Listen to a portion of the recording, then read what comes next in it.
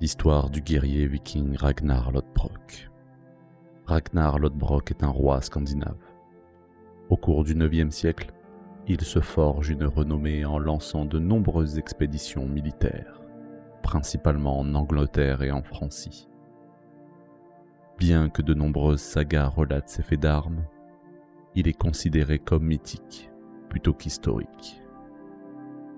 Le roi Ragnar a-t-il vraiment existé ? Quels sont les événements marquants de son histoire ? Nous allons en aborder quelques points durant cette vidéo consacrée à l'un des plus célèbres vikings de l'histoire. Qui était donc ce Ragnar Lodbrok ? Essayons de démêler l'homme de la légende. Nous ne connaissons pas la date de naissance de Ragnar Lodbrok. Néanmoins, les sagas fournissent des informations sur son lignage. Selon la saga de Ragnar Lodbrok, nom du récit scandinave qui a fortement inspiré la série Viking, son père aurait été le roi de Suède, Sigurd Ring, dont le père, Randver, aurait été le roi de Danemark. Par conséquent, on sait qu'il aurait vécu autour du IXe siècle, en plein cœur de l'époque des Vikings. Au cours de sa vie, Ragnar aurait eu plusieurs épouses, mais les écrits retraçant sa vie en citent principalement 3. Selon la Geste des Danois, ouvrage médiéval retraçant la vie des héros danois, la première épouse de Ragnar aurait été la légendaire guerrière au bouclier, Lagertha. Par la suite, il aurait épousé une princesse suédoise du nom de Thora, fils du jarl Herurdr. Pour obtenir sa main, on raconte que le jeune Ragnar tua un serpent géant. Celui-ci s'était enroulé autour du château de la princesse. Son père avait promis de donner la main de sa fille à quiconque aurait le courage et la force de l'affronter. On dit que c'est suite à ce combat qu'il acquit le surnom de Lodbrok.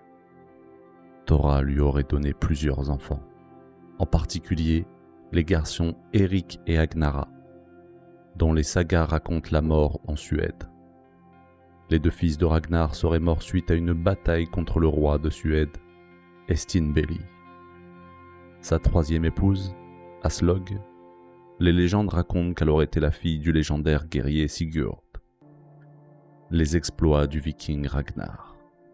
Nous allons commencer par parler du siège de Paris, qui est sans doute son plus grand exploit. En 845, il aurait assemblé une armée d'environ 5000 vikings, transportés par 120 navires venus de toute la Scandinavie. Tous sont venus en vue de l'invasion de la Francie, gouvernée alors par le roi des Francs, Charles le Chauve. Le roi le Chauve était un descendant de l'illustre empereur Charlemagne. À cette époque, il est à la tête de l'un des plus puissants royaumes d'Europe. Les Vikings ont surpris leur adversaire grâce aux dracars. Grâce à leur faible tirant d'eau, les navires vikings avaient une particularité: pouvoir naviguer aussi bien en haute mer qu'en eaux peu profondes. Les dracars de Ragnar n'eurent donc aucune difficulté à pénétrer la Seine et naviguer jusqu'au cœur de la France. Ainsi, les Parisiens furent frappés de stupeur lorsqu'ils découvrirent que les Vikings avaient remonté le fleuve sans encombre et qu'ils assiégeaient leur cité. Au terme d'un rude siège, les Vikings finirent par prendre la ville et la piller le 28 mars 845. Ils ont par la suite quitté la région, mais pas sans un peu d'encouragement financier. En effet, pour les inciter à partir, le roi le Chauve leur offrit pas moins de 7000 livres d'argent, une somme considérable pour l'époque.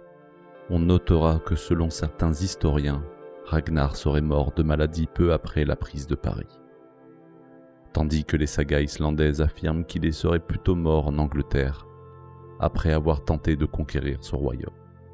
Parlons donc maintenant de cet exploit.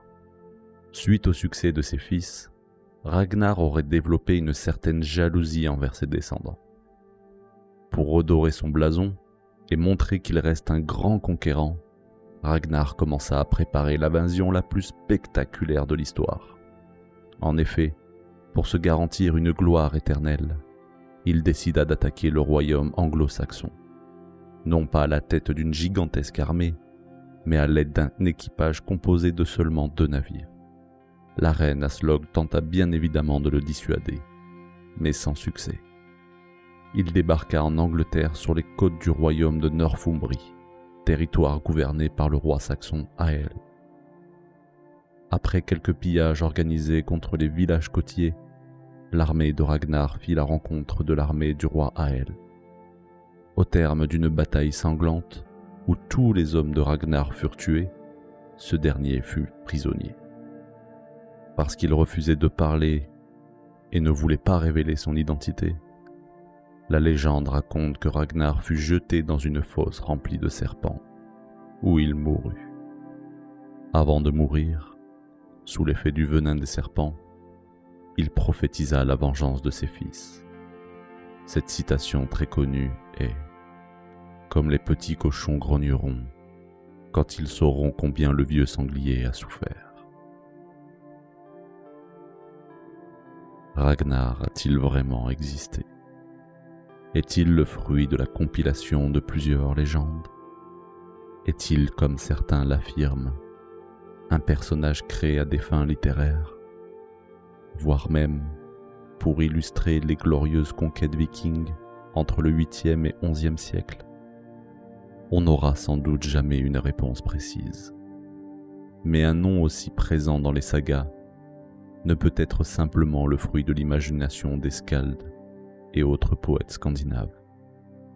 Il a probablement existé un grand guerrier du nom de Ragnar, mais il n'a sans doute pas été à l'origine de toutes les aventures qu'on lui prête.